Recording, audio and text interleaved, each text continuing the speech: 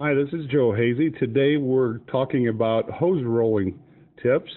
You see that we are looking at the underside of a TTR-20. Pay special attention to the cylinders. They're in a pretty even position right now. We see a lot of people rolling hose straight out the back of the cart, like over the back hitch. When your hose gets over the side, one side of the dome, one cylinder is completely extended, the other one fully retracted. This puts some strain on both your cylinders and the sprockets of the cart.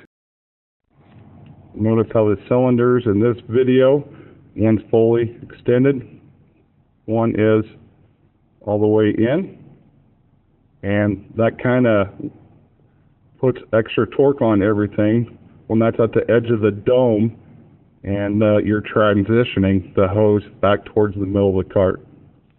The operator turned the cart a little bit.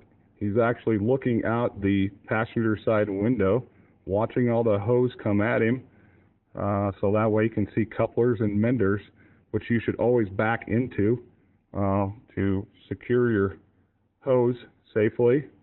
And in this position, if you're pulling that hose essentially over the the passenger corner of the hose cart, you're in the middle of the two cylinder strokes, and it puts very little stress on the cylinders and or the rest of your cart or your hoses.